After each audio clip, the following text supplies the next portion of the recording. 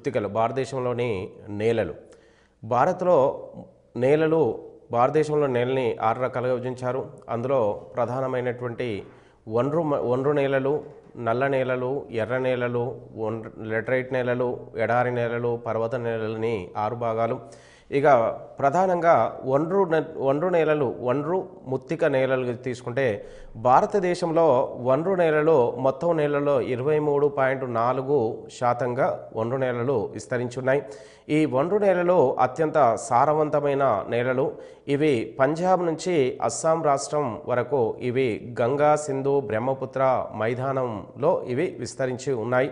ఈ గోదావరి, కృష్ణ, కావేరి, నర్మదా, తపతి, డెల్టా ప్రాంతాల్లో కూడా ఈ ఒండ్రు మట్టి నేలలు విస్తరించి ఉన్నాయి. ఈ నేలల్లో సున్నపరాయి, పొటాషియం, పాస్పరిక్ ఆమ్లం ఎక్కువ శాతంలో ఉన్నాయి. అదేవిధంగా ఈ ఒండ్రు నేలలో అతి తక్కువగా ఉన్నటువంటి మనకు ఖనిజాలు తీసుకుంటే నత్రజని, హ్యూమస్ వంటి ఈ ఖనిజాలు అతి తక్కువగా ఉన్నాయి.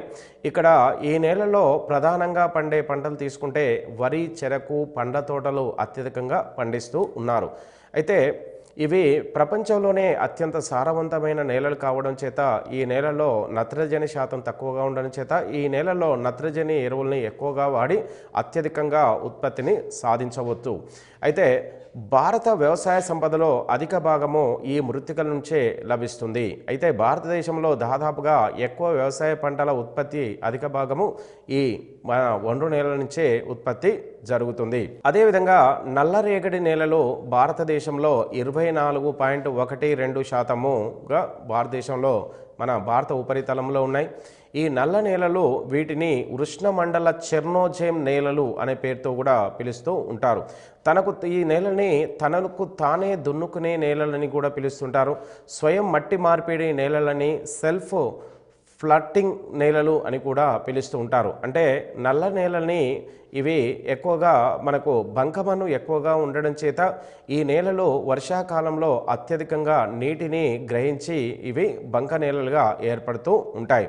ఈ నేలలు ఎండాకాలంలో మనకు అత్యంత ఉష్ణమండలంలో ఉండడం చేత ఈ నేలలు ఎండాకాలంలో ఈ నేలల్లో బంకమన్ను శాతం ఎక్కువగా ఉండడం వలన ఇవి నెర్రెలు వారి ఈ నేలలు మనకు పొడిగా వాడుతూ ఉంటాయి. అంటే ఎండాకాలంలో ఇవి అత్యంత పొడిగా ఉండి ఈ నేలల ఉపరితలము మనకు గాలి ఉష్ణోగ్రతలకు ఇది మట్టి మార్పిడి జరిగి తనను తానే దున్నకుండానే ఇవి తనను తానే మట్టి మార్పిడి అనేది సహజంగా జరుగుతుంది.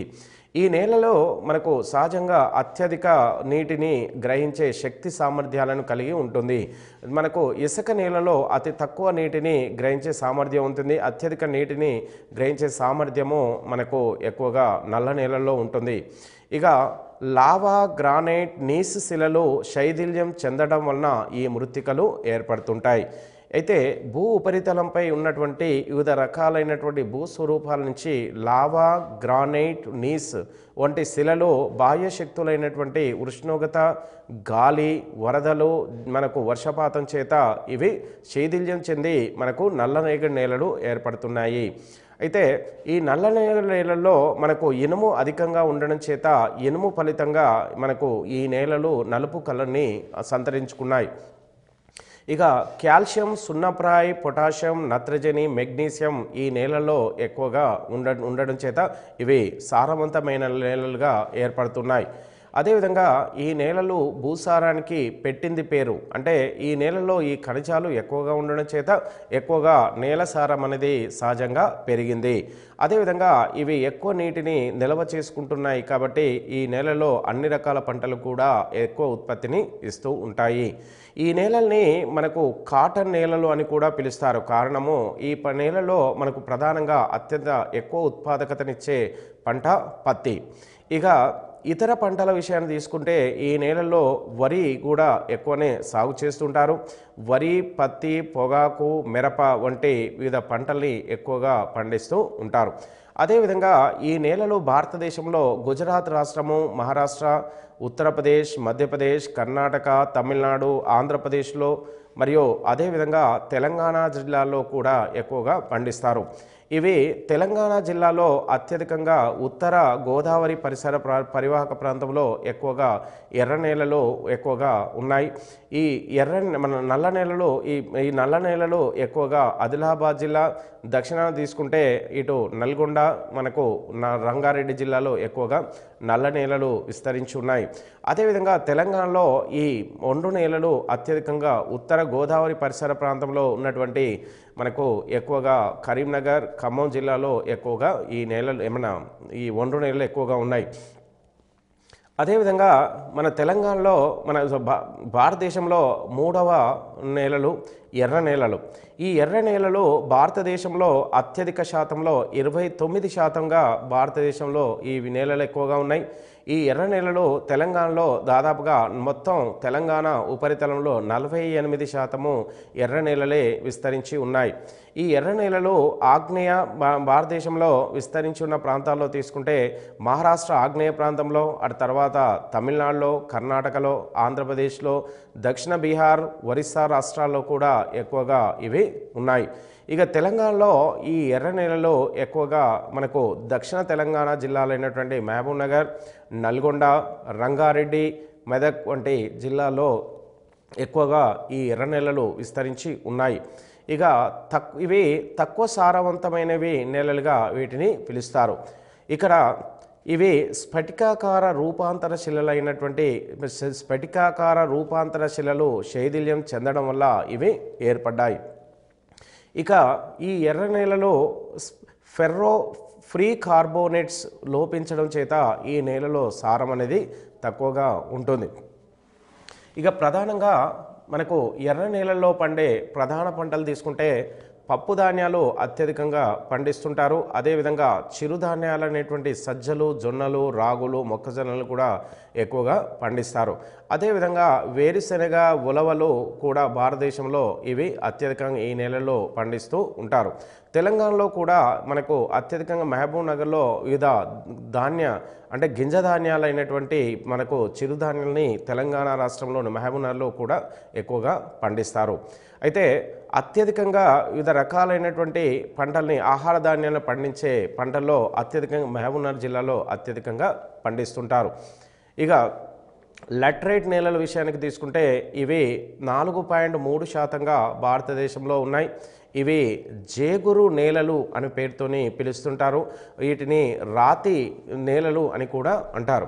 ఇవి కర్ణాటక, కేరళ, తమిళనాడు, అస్సాం, పంజాబ్, చోటానాగ్పూర్, ఆంధ్రప్రదేశ్ రాష్ట్రాల్లో కూడా ఇవి విస్తరించబడి ఉన్నాయి. ఈ లాటరైట్ నేలలు తెలంగాణలో 1%గా 7%గా ఉన్నాయి. తెలంగాణలో లాటరైట్ నేలలు మొత్తం 7%గా ఉన్నాయి. లాటరైట్ నేలలు తెలంగాణలో మనకు ఎక్కువగా మెదక్ జిల్లాలో మనకు కామారెడ్డి, మెదక్ జిల్లాలో మనకు సంగారెడ్డి, అదేవిధంగా మనకు కామారెడ్డి వంటి ప్రాంతాల్లో కూడా ఎక్కువగా ఉన్నాయి. అదేవిధంగా ఇక ఈ లాటరైట్ నేలలో నత్రజని, కాల్షియం, సున్నపురాయి, పొటాషియం, మెగ్నీషియం అన్నీ లోపించి ఉంటాయి. కాబట్టి ఇవి అంత సారవంతమైనవి కావు. తోట పంటలకు ఇవి ఎక్కువగా అనుకూలంగా ఉంటాయి. తోట పంటలంటే కాఫీ, తేయాకు, రబ్బరు, కొబ్బరి, జీడి మామిడి వంటి పంటలకు ఇది ప్రసిద్ధి చెందాయి.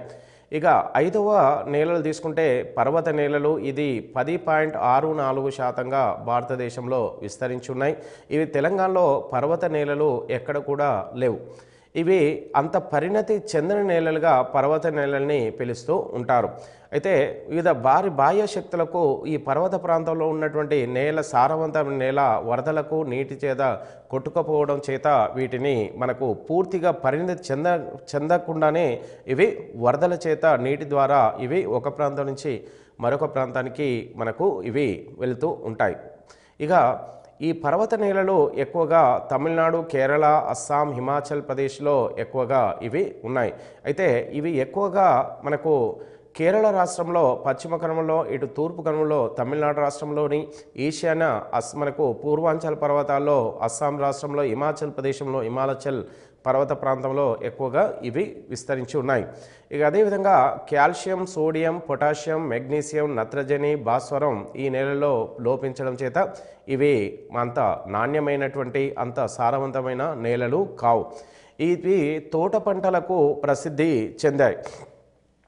ఇక ఆరోది ఇసుక, ఎడారి ఇసుక నేలలు, అంటే ఎడారి నేలలు అనే పేరుతోని పిలుస్తారు. ఇవి భారతదేశంలో 8.46% ఉన్నాయి. ఇవి తెలంగాణ రాష్ట్రంలో ఈ ఎడారి నేలలు లేవు. ఇక ఈ ఎడారి నేలలు భారతదేశంలో ఎక్కువగా భారత వాయువ్య ప్రాంతంలో ఎక్కువగా విస్తరించున్నాయి.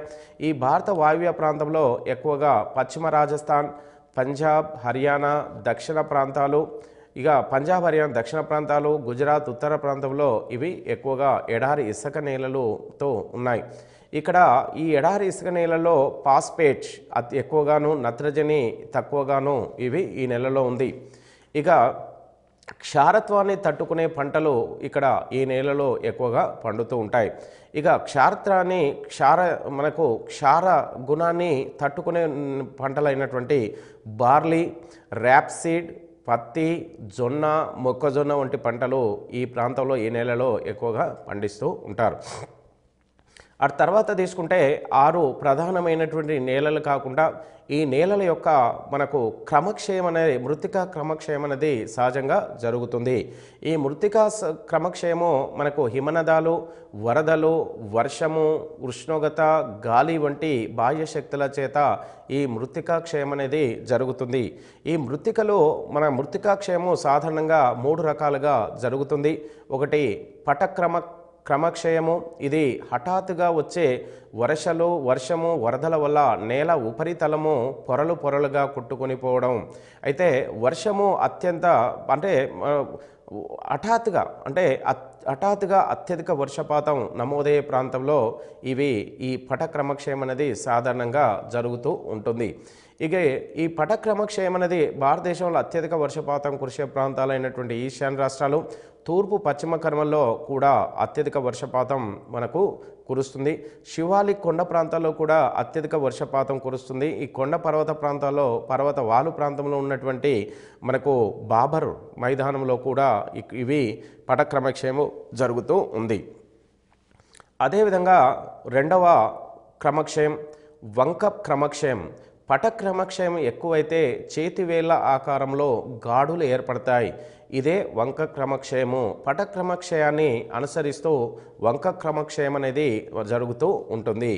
ఈ పటక్రమక్షయ ప్రాంతంలోనే మనకు అదేవిధంగా మనకు హఠాత్తుగా అత్యధిక వర్షం కురిసినప్పుడు ఆ పటక్రమక్షయ ప్రాంతంలో గోతులు ఏర్పడి, చేతివేళ్ల ఆకారంలో గోతులు ఏర్పడి మనకు ఏర్పడేటువంటి ఈ క్రమక్షయాన్ని వంక క్రమక్షయం అంటారు.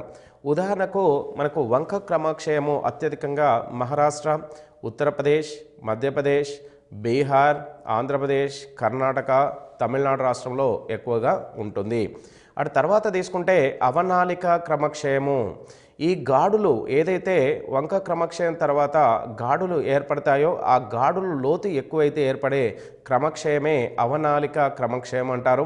ఈ అవనాలిక క్రమక్షయము ఎక్కువగా మహీ నది పరిహార ప్రాంతంలో, యమునా నది పరివాహక ప్రాంతంలో, చంబల్ నది తీర ప్రాంతంలో, గుజరాత్లో ఎక్కువగా ఇది ఉంటుంది. ఇక భారత్లో 175 మిలియన్ హెక్టార్లలో మన 6,000 మిలియన్ టన్నుల మృత్తిక కొట్టుకుపోయినట్టుగా తెలుస్తూ ఉంటుంది. అంటే ఇప్పటి వరకు మనకు అత్యధికంగా మృత్తికా క్రమక్షయం, సారవంతమైన నేల అత్యధికంగా కొట్టుకొని సముద్రంలోకి వెళ్ళినట్టుగా తెలుస్తుంది. అనగా ప్రతి హెక్టారుకు 16.4 టన్నుల మనకు సారవంతమైన మృత్తిక కొట్టుకుపోయి మహాసముద్రంలోకి ప్రవేశించింది. ఎక్కువ మృత్తికా క్రమక్షయము ఎక్కడ జరిగిన తీర్థ తీసుకుంటే ఎర్ర నేలల్లో ఎక్కువ మృత్తికా క్రమక్షయం అనేది సహజంగా జరుగుతుంది. ఇప్పటి వరకు 69 మిలియన్ హెక్టార్ల ఎర్ర మృత్తికా క్రమక్షయం జరిగింది. అదేవిధంగా ఎక్కువ క్రమక్షయం నల్లరేగడి నేలలో 67 మిలియన్ హెక్టార్లు వరకు జరిగింది. ఇక మృత్తికా క్రమక్షయం వలన 1 నుంచి 2% జలాశయాలు పూడుకుపోతున్నాయి. అంటే మృత్తికా క్రమక్షయం వల్ల ఏదైతే సారవంతమైన మట్టి 1 నుంచి 2% జలాశయాలకి కొట్టుకుపోయింది. భారత ప్రభుత్వం 6వ ప్రణాళిక వరకు 1,200 కోట్ల రూపాయలు ఖర్చు చేసి 30 మిలియన్ హెక్టార్ల విస్తీర్ణంలో క్రమక్షయాన్ని నివారించింది. మృత్తికా క్రమక్షయ నివారణకు అతిపెద్ద పథకము కంటూర్ బండింగ్ అని గట్లు వేయడం అనే ఈ పథకం ద్వారా ఈ మృత్తికా క్రమక్షయాన్ని మనకు అది నివారించగలిగింది. ఇక నీటిపారుదల ప్రాజెక్టులు, నీటిపారుదల సౌకర్యాలు, ప్రాజెక్టులు, విద్యుత్ శక్తి వంటి అంశాలని ఈ పాఠ్యాంశంలో తీసుకుందాం. అయితే భారత్లో నీటిపారుదల సౌకర్యాల విషయంలో తీసుకుంటే భారతదేశంలో నీటిపారుదల అనేది సహజంగా బావులు, కాలువలు, చెరువుల ద్వారా జరుగుతుంది. అయితే 2000 నుంచి 2001 సంవత్సరం వరకు బావుల ద్వారా ఎంత శాతం బావుల కింద ఉందనే విషయం తీసుకుంటే 44% బావుల కింద ఉంది. ఈ 44% బావుల కింద ఉన్న రాష్ట్రాల్లో అత్యధికంగా బావుల కింద సాగవుతున్న రాష్ట్రాలు ఉత్తరప్రదేశ్, రాజస్థాన్, మధ్యప్రదేశ్లు. అదేవిధంగా రెండవ అత్యధికంగా నీటిపారుదల ఇస్తున్నటువంటి నీటిపారుదల సౌకర్యం కాలువలు. ఇది భారతదేశంలో 36% వరకు భూమికి నీటిని అందిస్తుంది. ఇది ఉత్తరప్రదేశ్, ఆంధ్రప్రదేశ్, హర్యానా రాష్ట్రంలో ఎక్కువగా కాలువల ద్వారా సాగు చేస్తున్నారు. అదేవిధంగా చెరువుల ద్వారా అతి తక్కువ 16% సాగు చేస్తున్నారు. ఇది చెరువుల కింద అత్యధికంగా తెలంగాణ, తమిళనాడు, ఒరిస్సా రాష్ట్రంలో ఎక్కువగా సాగు చేస్తున్నారు. ఇక బావులు మనకు సాధారణంగా బావుల ద్వారా నీటిపారుదల అనేది రెండు రకాలు. మామూలు బావులు అంటే ఓపెన్ వెల్ బావులు అతి తక్కువ వ్యవసాయ భూమికి మనకు ఇవి నీటిని అందిస్తాయి.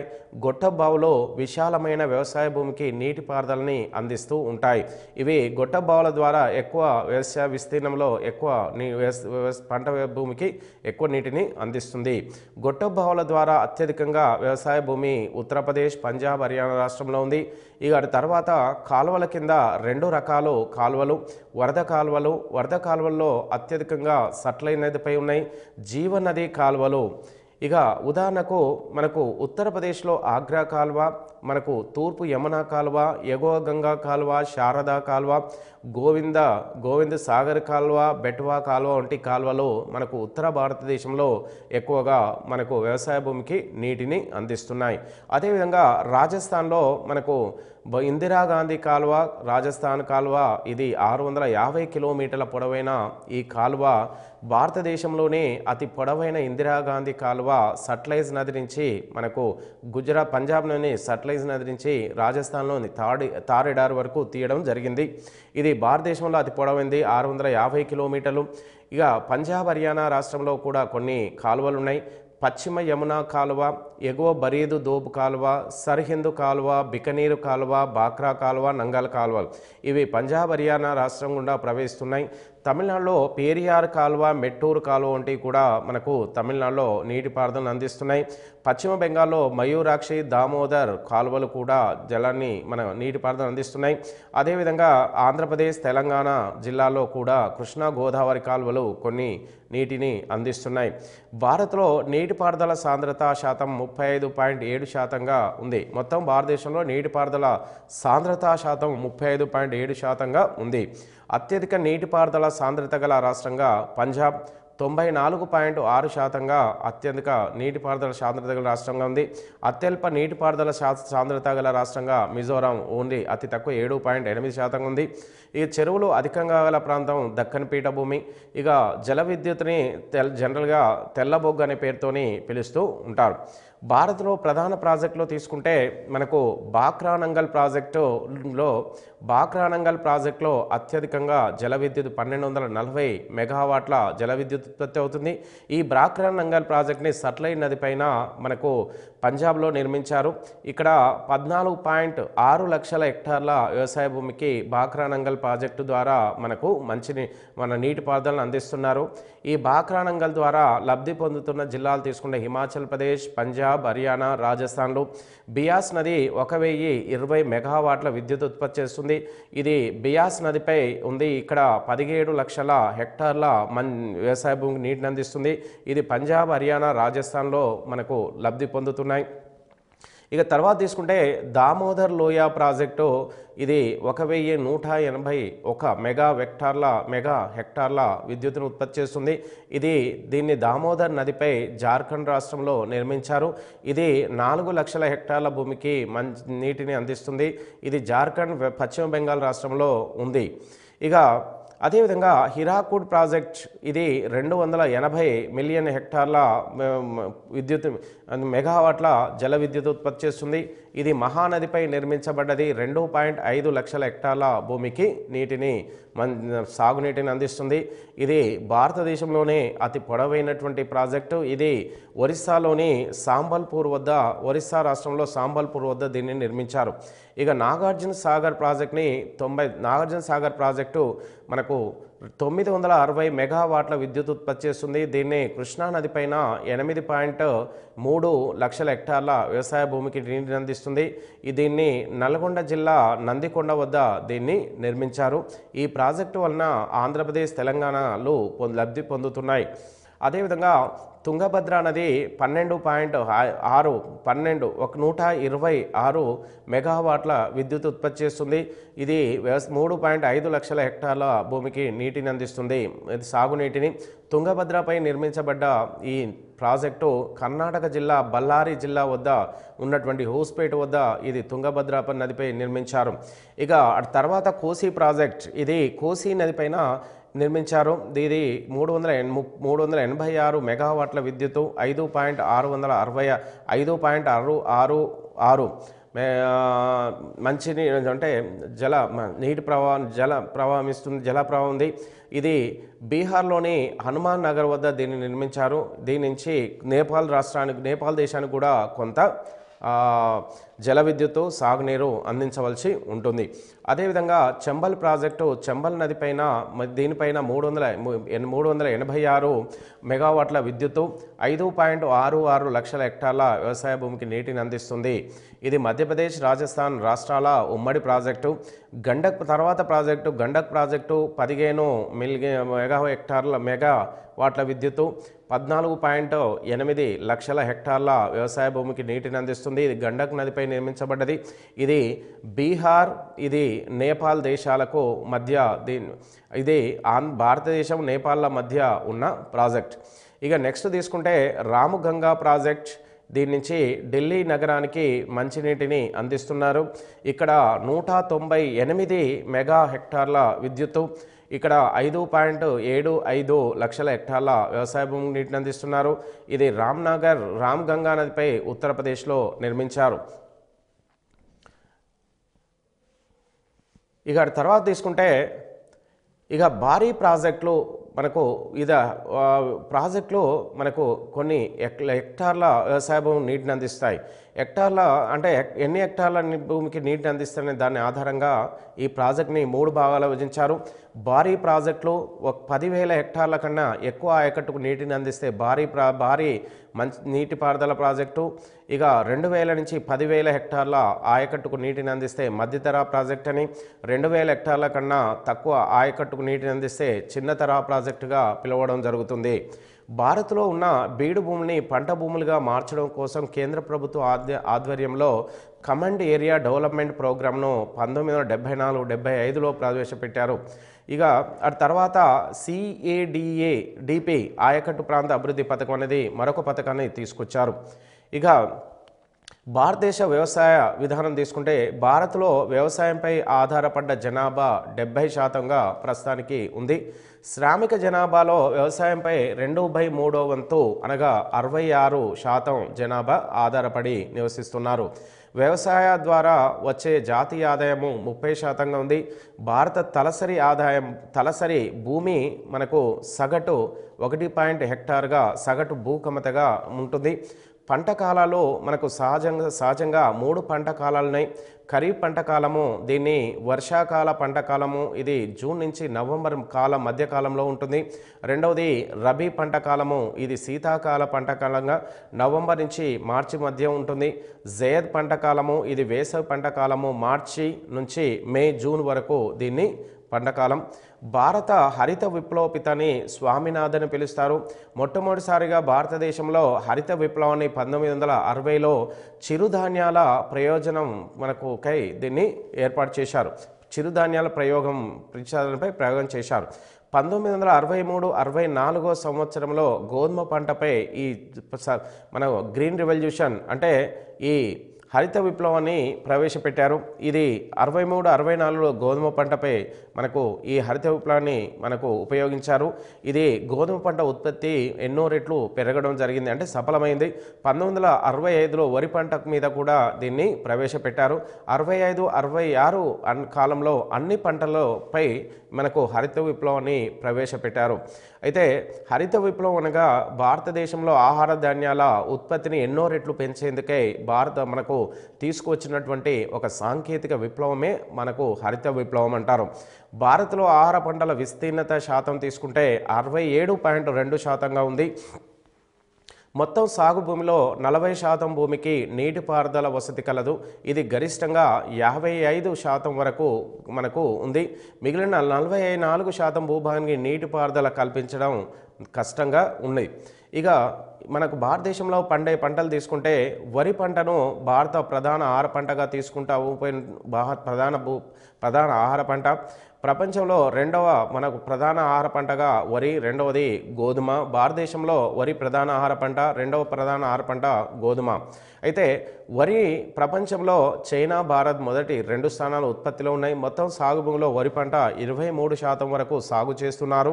ఆహార పంటల భూమిలో 45% వరకు పంటను పండిస్తున్నారు.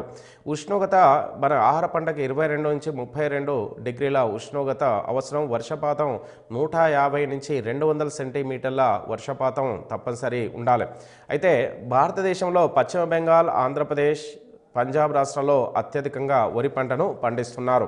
ఇక గోధుమ పంట ప్రపంచంలో చైనా తర్వాత ఇండియా 2వ స్థానము. ఇది వరి తర్వాత తృణధాన్యము, ప్రధానంగా శీతాకాల పంటగా దీన్ని పండిస్తారు. ఇక మన వరి పంట గోధుమ పంటని రబీ కాలంలో అతి తక్కువ ఉష్ణోగ్రత వర్షపాతం ఉండే కాలంలో పండిస్తారు. ఇక ఉత్తరప్రదేశ్, పంజాబ్, హర్యానా రాష్ట్రంలో ఎక్కువగా గోధుమ పంటని పండిస్తున్నారు. ఇక ఎగుమతుల విషయాన్ని తీసుకుంటే యుఎస్ఏ మనకు ప్రపంచంలో ఎక్కువ గోధుమ పంటను పండిస్తూ ప్రపంచంలో ఎక్కువగా గోధుమ పంటను ఎగుమతి చేస్తుంది. గోధుమ పంటకు 50 నుంచి 20 డిగ్రీల సెల్సియస్ ఉష్ణోగ్రత, వర్షపాతం 50 నుంచి 100 సెంటీమీటర్ల వరకు ఉండాలి. మనకు ప్రపంచంలో మెక్సికో, యుఎస్ జొన్నలు, ప్రపంచంలో జొన్నల్ని మెక్సికో, అమెరికా, ఇండియా దేశాల్లో అత్యధికంగా పండిస్తున్నారు. ఈ జొన్న పంటకి 27 నుంచి 37 డిగ్రీల సెల్సియస్ ఉష్ణోగ్రత అవసరం. వర్షపాతం 30 నుంచి 100 సెంటీమీటర్ల వర్షపాతం అవసరం. ఖరీఫ్ కాలం తర్వాత ఇది ఖరీఫ్ కాలము వర్షాధార పంటగా పండిస్తారు. ఇక రాష్ట్రాలు మహారాష్ట్ర, కర్ణాటక రాష్ట్రాల్లో ఎక్కువగా జొన్న పంటని బాగా పండిస్తారు. సజ్జ పంటని వర్షాధార పంట లేదా ఖరీఫ్ పంట అంటారు. తక్కువ రకం ఆహారము, నిరుపేదల ఆహారంగా మనకు ఈ సజ్జల పంటల్ని పిలుస్తుంటారు. ఇది ఇసుక, తేలిపాటి, నల్లరేగడి నేలలో కూడా సహజంగా సజ్జలు పండిస్తారు. ఇక రాజస్థాన్, మహారాష్ట్రలో ఎక్కువగా సజ్జలు పండిస్తారు. అదేవిధంగా మొక్కజొన్న విషయాన్ని తీసుకుంటే మొక్కజొన్న యుఎస్ఏలో ప్రారంభమైంది, పుట్టింది. ఆ తర్వాత ఖరీఫ్, రబీ కాలంలో కూడా మొక్కజొన్నని పండిస్తారు. పురాతన ఒండ్రు నేలలో అనుకూలం, ఉష్ణోగ్రత 21 నుంచి 20 డిగ్రీల సెల్సియస్ వద్ద ఈ పండిస్తారు. మొక్కజొన్న పిండిని గ్లూకోజ్ తయారీకి కూడా ఎక్కువగా ఉపయోగిస్తూ ఉంటారు. ఇది భారతదేశంలో కర్ణాటక, ఉత్తరప్రదేశ్లో ఎక్కువగా పండిస్తారు మొక్కజొన్న. ఇక రాగుల విషయానికి తీసుకుంటే ఖరీఫ్ కాలంలో ఎక్కువగా వర్షాధార పంట కింద పండిస్తారు. ఇనుము, కాల్షియం పదార్థాలు రాగులలో ఎక్కువగా ఉంటుంది. ఉష్ణోగ్రత తీసుకుంటే 20 నుంచి 30 డిగ్రీల సెల్సియస్ వద్ద, వర్షపాతం 50 నుంచి 100 సెంటీమీటర్ల వరకు అవసరము. కర్ణాటక, తమిళనాడు రాష్ట్రంలో ఎక్కువగా పండిస్తారు. ఇక ముతక ధాన్యాలు 2012 ఆర్థిక సర్వే ప్రకారము మహారాష్ట్ర, కర్ణాటకలో ఎక్కువగా పండిస్తున్నట్టుగా తెలుస్తుంది. ఇక పప్పు ధాన్యాల విషయంలో తీసుకుంటే ఉత్పత్తిలో, వినియోగంలో ప్రపంచంలోనే భారతదేశం మొదటి స్థానంలో ఉంది. ఇక పప్పు ధాన్యాలు లెగ్యుమినియస్ కుటుంబానికి చెందినటువంటి మనకు ఆహార పంటల అంతర్భాగాల్లో ఎక్కువగా మిశ్రమ పంటగా ఈ పంటల్ని వేస్తూ ఉంటారు. పప్పు ధాన్యాల్ని రబీలో వర్షాధార పంటగా పండిస్తారు. రబీలో పండిస్తారు, ఆ తర్వాత వర్షాధార పంటగా కూడా పండిస్తారు. ఇక భారతదేశంలో మధ్యప్రదేశ్, మహారాష్ట్రలో ఎక్కువగా ఉత్పత్తి చేస్తున్నారు. ఇక చెరకు ఉత్పత్తి తీసుకుంటే ప్రపంచంలోనే భారతదేశంలోనే చెరకు పుట్టినట్టుగా తెలుస్తుంది. ఉపఆయన రేఖా ప్రాంతంలో ఎక్కువ చెరుకుని పండిస్తారు. విస్తీర్ణంలో చెరకు ఉత్పత్తిలో బ్రెజిల్ తర్వాత భారతదేశం 2వ స్థానంలో ఉంది. ఉత్తరప్రదేశ్, మహారాష్ట్ర, కర్ణాటకలో ఎక్కువ చెరుకుని ఉత్పత్తి చేస్తున్నారు. ఇక పత్తి తెల్ల బంగారంగా పిలువబడుతుంది. పత్తిని పోగు చేసిన చేసిన మొదటి దేశము భారతదేశం. పత్తిని ఎక్కువగా పోగు చేస్తున్నటువంటి దేశము భారతదేశం. ప్రపంచంలో చైనా, యుఎస్ఏ, భారత్ పత్తిని ఎక్కువగా ఉత్పత్తి చేస్తుంది. ఖరీఫ్ కాలంలో 6 నుంచి 8 నెలల కాలంలో ఎక్కువగా పండుతుంది. కనీసం 210 రోజుల మంచు రహిత వాతావరణం అనుకూలం. అంటే ఈ పత్తి మనకు సాధారణంగా 210 రోజుల కాలం అనేది మనకు సహజంగా రోజులు పడుతుంది. ఇక పత్తి పక్వానికి వచ్చే కాలంలో మంచు అనేది వాతావరణంలో లేకుండా ఉండాలి. రాష్ట్రాలు గుజరాత్, మహారాష్ట్రలో ఎక్కువగా పండిస్తారు. ప్రపంచంలో జనుముని ఉత్పత్తి చేస్తున్న మొదటి 2 దేశాల్లో బంగ్లాదేశ్, భారత్. మనకు జర్మనీ బంగారు పీచ్ అంటారు, ఫైబర్ గోల్డ్గా పిలుస్తారు. వెచ్చని తేమ గల శీతోష్ణ 24 నుంచి 35 డిగ్రీల సెల్సియస్ ప్రాంతంలో ఎక్కువగా పండుతుంది. వెస్ట్ బెంగాల్, అస్సాం రాష్ట్రాల్లో ఎక్కువగా పండిస్తారు. ఇక పొగాకు విషయంలోకి తీసుకుంటే ప్రపంచంలో చైనా, అమెరికా, భారతదేశంలో ఎక్కువ పొగాకుని పండిస్తారు. ఇండియాలో ఈ పంటను పరిచయం చేసిన వారు పోర్చుగీస్ వారు, భారతదేశంలోకి తీసుకొచ్చిన వారు పోర్చుగీస్ వారు. ఇక ఆంధ్రప్రదేశ్, గుజరాత్, కర్ణాటక రాష్ట్రాల్లో ఎక్కువగా పొగాకుని పండిస్తారు. తర్వాత తేయాకు 2004 వరకు ప్రపంచంలో భారత్, చైనాలు మొదటి స్థానంలో ఉండేవి. ప్రస్తుతం చైనా, భారత్లో మనకు ప్రస్తుతం 2 స్థానాలు ఉన్నాయి. భారత్లో బ్రిటిష్ వారి చేత ప్రవేశపెట్ట పానీయంగా తేయాకుని చెప్తారు. వెచ్చని ఆర్ద్ర శీతోష్ణతిని హిమరహిత వాతావరణం అవసరము. అంటే తేయాకు మంచురహిత వాతావరణం తప్పనిసరి అవసరం. అదేవిధంగా అస్సాం, పశ్చిమ బెంగాల్, కర్ణాటక రాష్ట్రంలో ఎక్కువగా ఇది పండిస్తారు. విదేశీ మారక ద్రవ్యాన్ని ఎక్కువగా భారతదేశానికి అర్జించి పెడుతుంది తేయాకు టీ. తర్వాత కాఫీ ప్రపంచంలో బ్రెజిల్లో 35% వరకు ప్రపంచంలో కాఫీ బ్రెజిల్లో పండిస్తారు. ఆ తర్వాత ఇథియోపియాలో ఎక్కువగా కాఫీని పండిస్తున్నారు. ప్రారంభంలో యెమెన్ నుంచి తెచ్చిన అరబికా కాఫీ బాబా బుడాన్లో సాగు చేశారు. భారతదేశంలోకి యెమెన్ దేశం నుంచి బాబా బుడాన్ అనే మన ఒక ముస్లిం అతను అరబికా అనే గింజని తీసుకొచ్చి భారతదేశంలో బాబా బుడాన్ కొండల్లో సాగు చేయడం వలన మనకు ఆ కొండల్ని బాబా బుడాన్ కొండలు అంటారు. ఇవి కర్ణాటక రాష్ట్రంలో ఉన్నాయి. కర్ణాటక, కేరళ, తమిళనాడు రాష్ట్రాల్లో ఈ కాఫీ పంట ఎక్కువగా పండిస్తారు. ఈ కాఫీ పంట 6-7 నెలల్లో కాఫీ సాధారణంగా పండుతుంది. మిరప ఆంధ్రప్రదేశ్, మహారాష్ట్ర, కర్ణాటక రాష్ట్రాల్లో ఎక్కువగా మిరప పంటను పండిస్తారు. అదేవిధంగా రబ్బర్ ఉత్పత్తి ప్రపంచంలో థాయిలాండ్, మలేషియాలో దాదాపు 75% ఈ 2 దేశాల్లోనే ఎక్కువగా పండిస్తారు. ఉష్ణమండల ప్రాంతంలో మనకు భూమధ్య రేఖ పరిసర ప్రాంతంలో దీన్ని అత్యధికంగా పండిస్తారు. తర్వాత కేరళ, తమిళనాడు, కర్ణాటక రాష్ట్రంలో కూడా ఎక్కువగా రబ్బర్ని పండిస్తారు. ఈ పంటకు మనకు భూమధ్య రేఖ పంట వర్షపాతం 200 సెంటీమీటర్ల కంటే ఎక్కువ అవసరం. ఉష్ణోగ్రత 25 డిగ్రీల సెల్సియస్ కంటే కూడా ఎక్కువనే అవసరం. ఇక నూనె గింజలు తీసుకుంటే ప్రపంచంలో భారతదేశం ప్రథమ స్థానంలో ఉంది. దేశంలో పంటల విస్తీర్ణంలో 12% ఈ నూనె గింజలనే పండిస్తున్నారు. గుజరాత్, ఆంధ్రప్రదేశ్ మొదటి 2 స్థానాలు. వేరుశెనగ ఉత్పత్తిలో భారతదేశం మొదటి స్థానం. దేశంలో ఇది నూనె గింజల్లో సగం పంటను భారతదేశంలోనే సగం పంటను వేరుశెనగ పంటనే పండిస్తున్నారు. గుజరాత్, ఆంధ్రప్రదేశ్లో వేరుశెనగ అత్యధికంగా పండిస్తున్నారు. ఆ తర్వాత తీసుకుంటే ఆముదాలు ప్రపంచంలో బ్రెజిల్, భారతదేశం మొదటి 2 స్థానాలు. రబీ ఖరీఫ్ కాలంలో ఎక్కువగా పండుతాయి. ఆంధ్రప్రదేశ్, గుజరాత్లో ఎక్కువగా ఆముదాలు పండిస్తున్నారు. ఇక పొద్దుతిరుగుడు నూనె గింజలు తీసుకుంటే ఇవి కర్ణాటక, ఆంధ్రప్రదేశ్ రాష్ట్రంలో పొద్దుతిరుగుడు పంటని ఎక్కువగా పండిస్తారు. ఆవాల్ని రాజస్థాన్, ఉత్తరప్రదేశ్లో ఎక్కువగా పండిస్తారు. అదేవిధంగా సుగంధ ద్రవ్యాల విషయానికి తీసుకుంటే సుగంధ ద్రవ్యాలకు నిలయము అని భారతదేశాన్ని పిలుస్తుంటారు. అదేవిధంగా విదేశీ మారక ద్రవ్యాన్ని ఎక్కువగా ఆర్జించి పెడుతున్నటువంటి పంట సుగంధ ద్రవ్యాలు. కేరళ, కర్ణాటక, తమిళనాడు రాష్ట్రంలో ఎక్కువ పండిస్తారు. అదేవిధంగా పసుపుని మన ఆంధ్రప్రదేశ్, కర్ణాటక రాష్ట్రాల్లో కూడా అంటే తెలంగాణలో కూడా ఎక్కువగా పసుపు పంటను పండిస్తారు. పసుపు పంటని తర్వాత ఉద్యానవన పంటలు అంటే మనకు హార్టికల్చర్ క్రాప్స్ పంటల్ని పండ్లు, కూరగాయలు, మనకు పువ్వులు వంటి వాటిని ఉద్యానవన పంటలుగా పిలుస్తూ ఉంటారు. మనకు ఈ ఉద్యానవన పంటలో ప్రపంచంలో భారతదేశం మొదటి స్థానంలో ఉంది. భారతదేశంలో 13% భారతదేశంలో మనకు ఉద్యానవనం పంటలో భారతదేశంలో 13% వరకు పండిస్తున్నారు. ఇక నార పంటలు తీసుకుంటే పత్తి, జనుము, గంజాయి, పట్టు మొదలైన వీటిని నార పంటలుగా పిలుస్తుంటారు. ఫైబర్ క్రాప్ పట్టుపురుగుల పెంపకాన్ని సెరికల్చర్గా పిలుస్తుంటారు. ఇటు అత్యధికంగా పండ్లను ప్రపంచంలో పండిస్తున్న దేశం భారతదేశం, రెండవది చైనా. మామిడి పండ్లు అత్యధికంగా మహారాష్ట్ర, ఆంధ్రప్రదేశ్లో ఎక్కువ, అంటే మహారాష్ట్ర, ఆంధ్రప్రదేశ్, తెలంగాణలో ఎక్కువగా మామిడి పండ్లను పండిస్తున్నారు. అరటి పండ్లను తీసుకుంటే కేరళ, మిజోరాం మొదటి 2 స్థానాల్లో ఉంటే యాపిల్ హిమాచల్, కాశ్మీర్లో ఎక్కువ పండిస్తారు. ద్రాక్ష మన ఆంధ్రప్రదేశ్లో, తెలంగాణలో, మహారాష్ట్రలో ఎక్కువగా పండిస్తారు. అటు పైనాపిల్ పండ్లను తీసుకుంటే కేరళ, అదేవిధంగా ఈశాన్య రాష్ట్రాల్లో కూడా ఎక్కువగా పైనాపిల్ని పండిస్తున్నారు.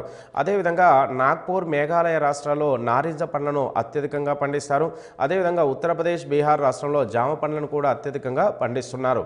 అటు తర్వాత శ్వేత విప్లవం, వైట్ రివల్యూషన్ తీసుకుంటే పాల ఉత్పత్తిని పెంచేందుకే ఈ విప్లవాన్ని ప్రభుత్వం తీసుకొచ్చింది. 1977లో ఆపరేషన్ ఫ్లడ్ ప్రాజెక్టు కూడా ప్రభుత్వము శ్వేత విప్లవంలోని భాగంగానే ప్రారంభించింది. ప్రపంచ పాల ఉత్పత్తిలో భారత ప్రథమ స్థానంలో ఉంది. నీలి విప్లవం అనగా చేపల ఉత్పత్తిని పెంచేందుకే ప్రభుత్వం తీసుకొచ్చినట్టు సాంకేతిక విప్లవాన్ని నీలి విప్లవం అంటారు. ఈ పథకాన్ని కేంద్ర ప్రభుత్వం వ్యవసాయ సహకార శాఖ సహకారంతో దీన్ని ఏర్పాటు చేశారు.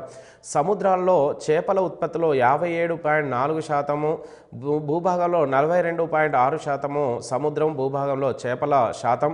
సముద్రాల చేపలకు ఉత్పత్తికి గుజరాత్, కేరళ, మహారాష్ట్రలో సముద్ర చేపల ఉత్పత్తిలో మొదటి 3 స్థానాలుంటే మనకు ఖండ భూభాగంలో చేపల ఉత్పత్తికి పశ్చిమ బెంగాల్, తమిళనాడు, ఆంధ్రప్రదేశ్లో ఎక్కువగా ఉత్పత్తి చేస్తున్నారు. ప్రపంచ బ్యాంక్ సహకారంతో రొయ్యల సాగుని ఆంధ్రప్రదేశ్, ఒరిస్సా, పశ్చిమ బెంగాల్ రాష్ట్రాల్లో మనకు ఉత్పత్తి అవుతుంటే సముద్ర జలాల్లో ఫాస్ఫేట్, నైట్రేట్ పదార్థాలు ఎక్కువగా ఉండడం వల్ల ప్లవకం అనే తయారవుతూ ఉంటుంది. ఈ నైట్రేట్లు ఎక్కువ తీర్చుకుంటాయి. ఇక తర్వాత తీసుకుంటే ఖనిజాలు. ఈ ఖనిజాలు మినరల్స్, ఖనిజాలు సాధారణంగా 4 రకాలుగా ఉంటాయి. దేశంలో 100 కన్నా ఎక్కువ రకాల ఖనిజాలని ఉత్పత్తి జరుగుతుంది. మొదటిది లోహ ఖనిజాలు. ఇవి ఇనుము, మాంగనీస్, బాక్సైడ్ నుంచి అల్యూమినియం తీస్తారు. రాగి, వెండి, బంగారం, క్రోమైట్, సీసం, టంగుస్టన్ వంటి లోహాలని మనకు ఖనిజాలని లోహ ఖనిజాలు అంటారు. అదేవిధంగా అలోహ ఖనిజాలు ఇనుము లేని రసాయనిక ముడి ఖనిజాలని మైకా, సున్నప్రాయ్, asbestos, barytes, gypsum, apatite, graphite వంటి వజ్రాలు వంటి ఉప్పు వంటి వాటిని మనకు అలోహ ఖనిజాలుగా పిలుస్తూ ఉంటారు. ఇంధన ఖనిజాలుగా నేల బొగ్గు, పెట్రోలియం, లిగ్నైట్, సహజవాయుల్ని మనకు ఇంధన ఖనిజాలుగా పిలుస్తుంటారు. అదేవిధంగా అణుశక్తి ఖనిజాలు యురేనియం, థోరియం, మోనజైట్ వంటి ఖనిజాలని అణుశక్తి ఖనిజాలుగా పిలుస్తుంటారు. దేశంలో ముఖ్య ఖనిజ మేఖలాలు, అంటే దేశంలో వివిధ రకాల ఖనిజాలు దొరికే ప్రాంతాల్లో తీసుకుంటే మొదటిది దామోదర్ లోయ ప్రాంతంలో ఎక్కువగా ఖనిజాలు బీహార్, ఒడిస్సా, జార్ఖండ్, వెస్ట్ బెంగాల్ రాష్ట్రాల్లో మనకి ఎక్కువగా ఖనిజాలు దొరుకుతున్నట్టుగా ఎక్కువ ఖనిజ నిల్వలు ఉన్నాయి. అదేవిధంగా మధ్య భారతదేశంలో మధ్యప్రదేశ్, మహారాష్ట్రలో కూడా అత్యధిక ఖనిజ నిల్వలు ఉన్నాయి. ఆంధ్రప్రదేశ్ మరియు దక్కన్ పీఠభూమి, ఆంధ్రప్రదేశ్, తెలంగాణ దక్కన్ పీఠభూమి ప్రాంతంలో కూడా ఎక్కువ ఖనిజ నిల్వలు ఉన్నాయి.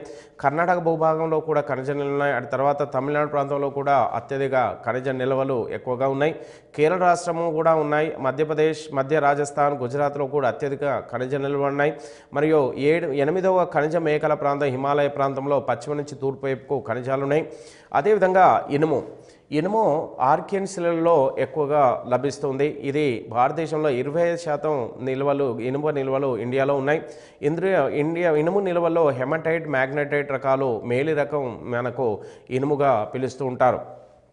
భారతదేశంలో మనకు ఎక్కువగా మ్యాగ్నటైట్ రకం ఇనుము అత్యధికంగా లభిస్తుంది. అయితే భారతదేశంలో 98% వరకు ఇనుము ఒరిస్సా, బీహార్, మధ్యప్రదేశ్, గోవా, కర్ణాటకలో నిల్వలున్నట్టుగా తెలుస్తుంది. అదేవిధంగా భారతదేశం నుంచి ఎక్కువగా ఇనుముని జపాన్ దేశం దిగుమతి చేసుకుంటుంది. అదేవిధంగా ఒరిస్సాలో మయూర్భంజ్, సుందర్గఢ్, కియోంఝర్ ప్రాంతాల్లో ఎక్కువగా ఇనుము ఉంది. జార్ఖండ్లో సింగ్భం వంటి ప్రాంతాల్లో కూడా ఎక్కువ ఇనుము నిల్వలు ఉన్నాయి. మధ్యప్రదేశ్లో దుర్గు, బస్తర్ జిల్లాల్లో కూడా ఎక్కువగా ఈ నిల్వలు ఉన్నాయి. ఇక మాంగనీస్ విషయానికి తీసుకుంటే ప్రపంచంలో చైనా, రష్యా, ఇండియా మొదటి 3 స్థానాల్లో మాంగనీస్ ఎక్కువగా నిల్వలున్నాయి. ఒరిస్సాలో సుందర్గఢ్, కియోంఝర్, జార్ఖండ్లో సింగ్భం జిల్లాలో, కర్ణాటక చిత్రదుర్గ, చిక్మంగళూరు ప్రాంతంలో కూడా ఎక్కువగా ఈ ఇనుప నిల్వలు మాంగనీస్ నిల్వలు ఉన్నాయి. అదేవిధంగా తెలంగాణలో మనకు ఖమ్మం జిల్లాలో కూడా ఎక్కువగా నిల్వలున్నట్టుగా తెలుస్తుంది. అయితే ఇక ఈ మాంగనీస్ ఖనిజం యొక్క ఉపయోగాలు తీసుకుంటే మాంగనీస్ నుంచి బ్లీచింగ్ పౌడర్ని మరియు నల్ల ఎనామిల్ని కూడా తయారు చేస్తారు. ఉక్కు తయారీలో కూడా ఈ మాంగనీస్ని తోళ్ల పరిశ్రమలో, గాజు పరిశ్రమలో, అదేవిధంగా ఫోటోగ్రఫీ, రసాయనిక పరిశ్రమలో కూడా మాంగనీస్ని మనకు ప్రధాన ముడి ఖనిజంగా వాడుతూ ఉంటారు. అదేవిధంగా బాక్సైట్ నుంచి మనకు సాధారణంగా అల్యూమినియం ఖనిజాన్ని వెలికి తీస్తుంటారు. అయితే ఫియరీ బెర్బియర్ శాస్త్రవేత్త 1821లో ఫ్రాన్స్లెస్ బాక్స్ గ్రామం పేరు మీద ఈ బాక్సైట్ని ఆ పేరుపై బాక్సైట్ అనే పేరు పెట్టారు. లెట్రైట్స్లలో సహజ సిద్ధంగా ఇది లభిస్తుంది. ఎక్కువగా ఈ అల్యూమినియం ఒరిస్సాలోని కోరాపుట్, కలహండి ప్రాంతంలో, గుజరాత్లో జామ్నగర్, కచ్ ప్రాంతంలో ఎక్కువగా ఇది లభిస్తుంది. అదేవిధంగా తెలంగాణలో మనకు మహబూబ్నగర్ జిల్లాలో కూడా ఈ అల్యూమినియం లభిస్తుంది. అల్యూమినియం తయారీలో ఉపయోగించేది దేంట్లో ఉపయోగిస్తారు? విమానాలు. అల్యూమినియం ప్రపంచంలోనే అత్యంత తేలికైన కఠినమైన మూలకం. అదేవిధంగా అల్యూమినియాన్ని మనకు విశ్వ ఖనిజంగా పిలుస్తూ ఉంటారు. విశ్వ నాగరికత ఖనిజంగా కూడా పిలుస్తారు. కాబట్టి ఈ అల్యూమినియం తేలికగా అత్యంత కఠినంగా ఉండడం వలన విమానాల తయారీలో, ఆటోమొబైల్ తయారీలోను, విద్యుత్ వస్తువుల తయారీలోను, ఆహార పదార్థాలు మొదలైన వాటిలో ఎక్కువగా విరివిగా ఉపయోగిస్తున్నారు. ఇక భారతదేశం నుంచి ఈ అల్యూమినియాన్ని యూకే, ఇటలీకి ఎగుమతి చేస్తూ ఉన్నారు.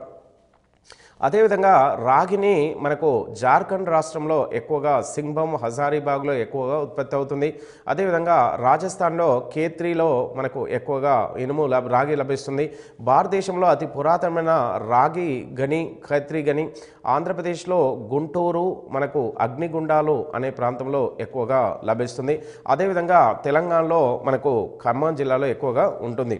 సీసం, జింక్ ఈ రెండు మన ఒకదాని పక్కన ఒకటి లభిస్తుంటాయి. ఇవి స్ఫటికాకృతి కలిగినటువంటి ఫిస్ట్తో కలిసి ఉంటుంది. ఆస్ట్రేలియా, కెనడా నుంచి మనకు సీసం, జింకు ఎక్కువగా దిగుమతి అవుతుంది. రాజస్థాన్లో ఇది ఉదయ్పూర్ జిల్లాలో, ఆంధ్రప్రదేశ్లో కడపలో కూడా ఎక్కువగా లభిస్తుంది.